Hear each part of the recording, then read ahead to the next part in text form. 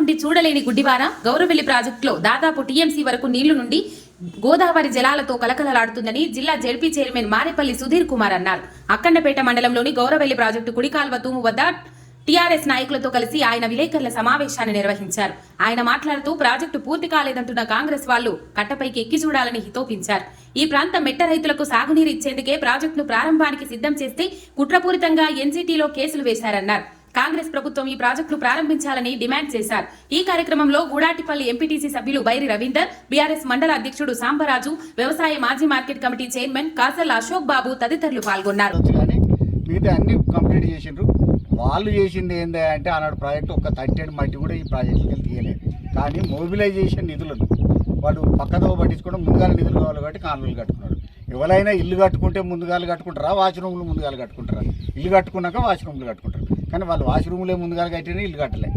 కాబట్టి ఆ ప్రాజెక్టు పూర్తి చేయాలి, ఈ ప్రాంతానికి నీరు రావాలనేటువంటి ఉద్దేశంతో చేసినటువంటి దాని మీద ఇక రాజకీయ కారణాలు చేసుకొని ఈ కాంగ్రెస్ పార్టీ బీజేపీతో కూడా ఒకరిద్దరితో బీజేపీలతో కుమ్మక్క అయిపోయి వీళ్ళిద్దరు కలిసి కేసులు వేసుడు పెట్టిండ్రు. ఎందుకంటే ఈ ప్రాంతం లోపల నీళ్లు కనుక వస్తే ఈ ప్రాంత రైతాంగం అంతా ఒకటవుతుంది. ఈ ప్రాంతంలో రైతులు బాగుపడతారు, ఈ ప్రాంతంలో ఉన్న వాళ్ళందరూ కూడా బాగుపడతారు, పరిశ్రమలు బాగుపడతాయి. తర్వాత ఈ పెద్ద కనుక రిజర్వాయర్ కనుక అయితే ఇట్లా చేపలు కూడా పెంచుకుంటే చేపలకు సంబంధించినటువంటి మత్స్య కార్మికులు కూడా లాభపడతారు. తర్వాత దీని పశు పక్షాదులు ఈ నీళ్లతో ఉంటాయి కాబట్టి వాళ్ళకు కూడా లాభం జరగద్దు అనేటువంటి ఉద్దేశంతో వాళ్ళు డిస్ట్రక్టివ్ ప్రిన్సిపల్ అంటే వాళ్ళు ఏంటంటే పాడు చేయాలనేటువంటి దురుద్దేశం ఉండి వాళ్ళు చేసేటువంటి కార్యక్రమం. మేమేమున్నదంటే ప్రజల కోసం నీళ్ళు ఇవ్వాలి, ప్రజల కోసం పరిపాలన చేయాలనేటువంటిది మా ఎమ్మెల్యే సతీష్ కుమార్ గారు అయితే ఎంతైతే కుటుంబాన్ని కూడా నేను దయచేసి చెప్పదలుచుకునేది ఏంటంటే కుటుంబాన్ని కూడా అంత పట్టించుకోలేదు. గౌరవ రిజర్వాయర్ని పట్టించుకున్నంత అందరితోటి మాట్లాడేది, అందరితోటి సంభాషణ చేసేది. కానీ వాళ్ళ కంటగింపు ఉన్నది కొంతమందికి. ఈ రాష్ట్రం బాగుపడబట్టే ఇట్లా జరగద్దు అనేటువంటి ఆలోచన కొంతమంది చేసినటువంటి ఓల్డ్ ఏజ్ పెన్షన్స్ లేవు, రైతు బీమా లేదు, రైతు బంధు రాలే, ఇవన్నిటితోటి పాటుగా అనేక సమస్యలతోటి కుట్టమిట్టాడేటువంటి యొక్క మెట్ట ప్రాంతాన్ని అభివృద్ధి చేసుకోవాల్సిన అవసరం ఉన్నది. కాబట్టి ప్రజలతోటి మమేకమై మళ్ళొకసారి ఉద్యమం చేస్తే వీళ్ళకి భయపడేది ఏం లేదు. వీళ్ళు ఏదో భయపెడతాం, పోలీస్ స్టేషన్లలో పెడతాం, ఆడ పెడతాం. జైలుకే పోయినాం కదా, 3 సార్లు జైలుకి పోతే నేను కూడా. ఇవాళ జైలు ఏం కొత్త కాదు, మాకేం ఉద్యమం ఏం కొత్త కాదు. కాబట్టి తప్పకుండా చేసి చూపెడతాం దీన్ని. మెట్ట ప్రాంత రైతులందరూ చూడాలి.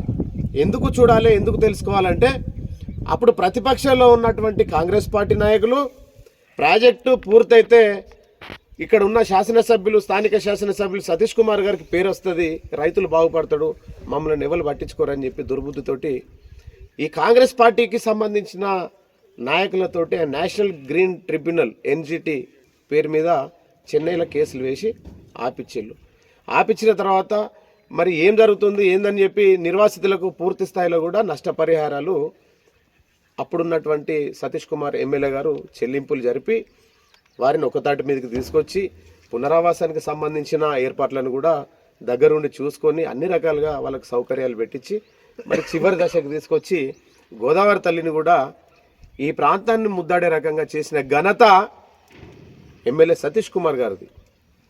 మరి చూస్తున్నాం ఈ ప్రాజెక్టుల నీళ్లు కూడా 1.5 టీఎంసీల వరకు నీటి నిల్వ కూడా చేసుకోవడం జరిగింది. మనం గత 3-4 నెలల క్రితం చేసుకొని ఇక్కడున్న ఈ ప్రాంతంలో ఉన్న రైతులు కూడా చాలా మంది కూడా వచ్చి ఇక్కడ ప్రాజెక్టును సందర్శించిళ్ళు, చాలా సంతోషాన్ని వెలిపుచ్చిళ్ళు. కాంగ్రెస్ పార్టీ ఏదైతే అధికారంలోకి వచ్చిందో వచ్చిన తర్వాత మరి ప్రజలకు సౌకర్యాలు కల్పించాలి, ఈ ప్రాంత ప్రజలకు మేలు చేయాలి, రైతులను అభివృద్ధి చేయాలనేది లక్ష్యం పెట్టుకోవాలి. కానీ వీళ్ళు ఏం చేస్తున్నారు అంటే మళ్ళీ ప్రతిపక్షంలో ఏం పని చేసిందో అధికారం నుండి కూడా అదే పని చేస్తున్నారు ఇప్పుడు.